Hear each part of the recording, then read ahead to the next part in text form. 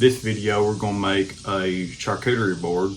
I didn't really want to make this video, being as there are hundreds, if not thousands, of videos on YouTube doing charcuterie boards, but this is what the customer wanted. I was like, why not? So as you can see, I've already run my boards, cut them, run them through the planer, glued them up, done all that. That way it saves you the boring part. I used, this is walnut. You can't hardly see a pencil. So I used some coloring pencils, and particularly the red one this time. It worked out well. To make my marks, that way I can actually see them when we put them in the bandsaw and try to cut it out.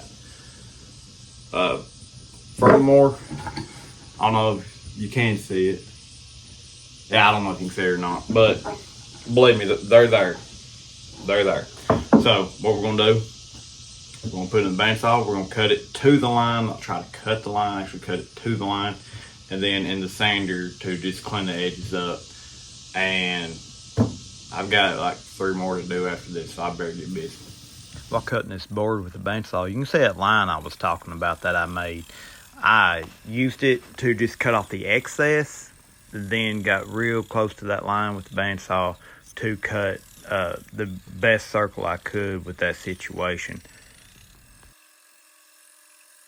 If you do go and decide to make one of these, just be careful with your bandsaw while you're cutting it. I actually broke a blade on the last one I was making. I had to finish with a jigsaw. Now, a jigsaw is possible to make these circles, make these charcuterie boards, but at the same time, they're very aggressive and kind of sporadic when it comes to the actual cutting process versus the bandsaw. The bandsaw is just a whole lot smoother, and in my opinion, the better tool for the two.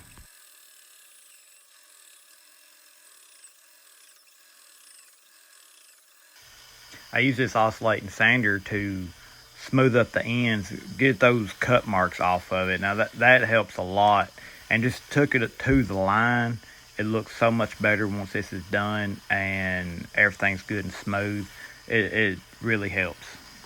Smoothing it out and also putting a round over with the router table really does make it more presentable, and more than likely if you're trying to sell these, you're going to get a whole lot more buyers than leaving it rough like that.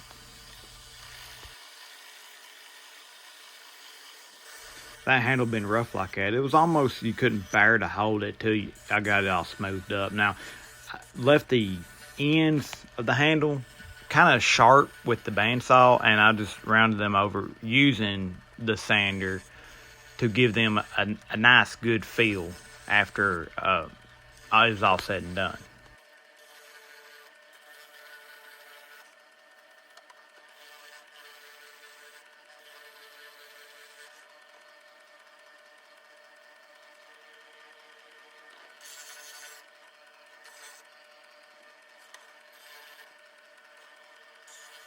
And when it comes to the router table, I just use a 1/8 round over, put it on the top and the bottom, including the handle, just to give it that good, like no sharp edges feel to it. Now, I did have to move my fence to my router table.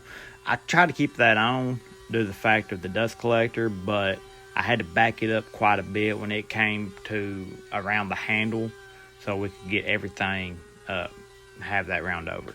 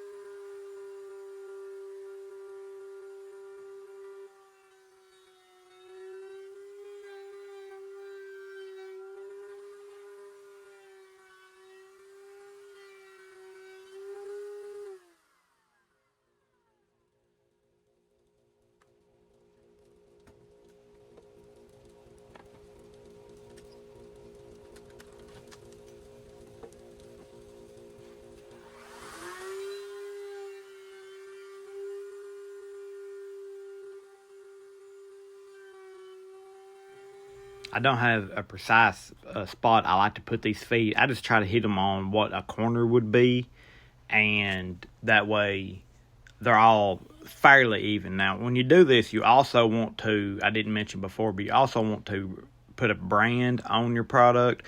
If not, at least sign it. That way, if people do buy them and they want another one, they know who to go to, and that way you can make more sales off that one. And there you have it. Very simple. I put some feet on it just to help keep it. When you set it down, you got a little room to get your hand out, and it makes it look a little nicer, and it don't scuff up your table or anything. 18-inch charcuterie board, black walnut. I'm happy with it. I'm sure my customer will be too.